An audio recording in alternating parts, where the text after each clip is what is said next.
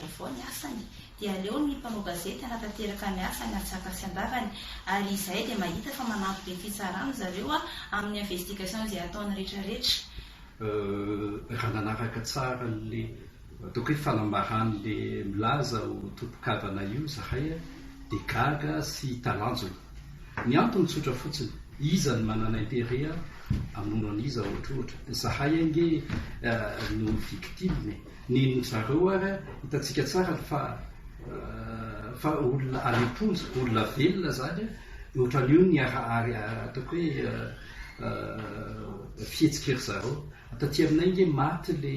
olona zay anankiray zany zay. Raha ohatra hoe mobile na intérêt no jerena tsy zay ny manana intérêt amin'izany. Tsy zay manana intérêt satria reo avan'ireo olona reo rehefa leponjako inona moa zany mbola zavatra tadiavinay ao ankoatran'izay. Ny zavatra tadiavinay nge tsy hoe midirany roaponja na tsy idirany roaponja ny zavatra tadiavinay voalohany aloha zany dia marina ary zavatra tadiavinay faharoa ngeza indrindra dia isiny justice que justice soit rendue. Zay fotsiny zavatra tadiavinay ao anatin'le izy. Ya mahakasika ny fanohanana zareo moa zany mba ahafahan'ireo mahazo fahafanam-ponjinaika amin'ny ataony tamin'iny amafisiny moa zany fa ny fitsarana na ny chambre de détention préventive dia nanamafy tanteraka ny didy izay navoaka ny juge d'instruction mametraka an'izy ireo any amin'ny fonja hatreto aloha. Matoa ny tsara mametraka olona anankiray any am-ponja dia misy mivesatra na nataontsika hoe charge ary amafisina ihany koa nefa teninay efa nisy ireo proof izay ny antony nitazomana fitsarana anazy hatreto amin'ny mandat de dépôt. Ny voalohany aloha ny tiako marihana dia amin'ny zo fototra zany dia manana zo ny pirenena rehetrarehetra alalany vaovao misy eto amin'ny tany sy ny fanjakana ary isan'izay ao anatin'ny fitsarana. Ary raha mahitsitsika isan'ny fototra lehibe na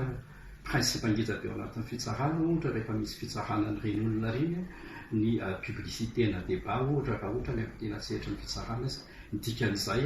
mba hiarovana ny famarinana sy afantarany be sy ny maro ny famarinana. Ary raha mijery ny zava-misy erak'izao tontolo izao tsika dia amin'ny mpanao gazety ary dia misy ny atao hoe manao ataoko hoe spécialisation amin'ny resaka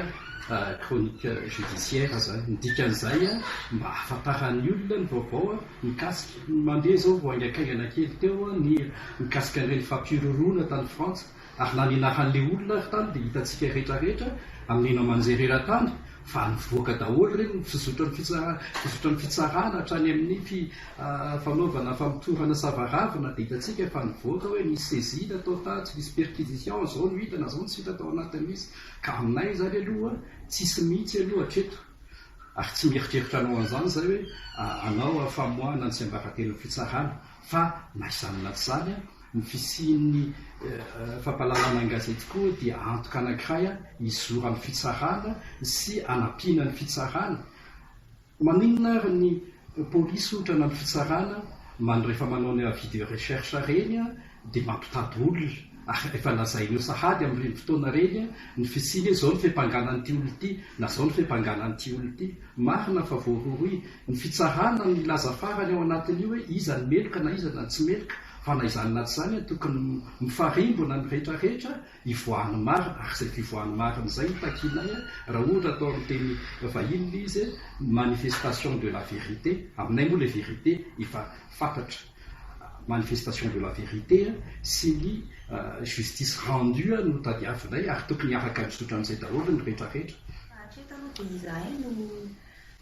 misy nanao an'izay fandrahoana izay satria efa voaporofo ange ny famonoana ny olona izay arovanay manaraka izany koa efa niteny ireo vady aman-jana ny teo anatrehan'ny fampanoavana hoe teo amin'ny couloir zareo mbola morahoana ireo olona ireo aminay angamba ny tsy resaka filmation gratuite no entina fa mazavatra misy porofo ary izay dia afaka miteny fa tena norahoana tokoa izay nandritra ny fotoana iny afaka manaporofo an'izany ireo polisy be dia be izay nanaraka anay akaiky tamin'ny fotoana ny fiakarana tamin'ny fampanoavana.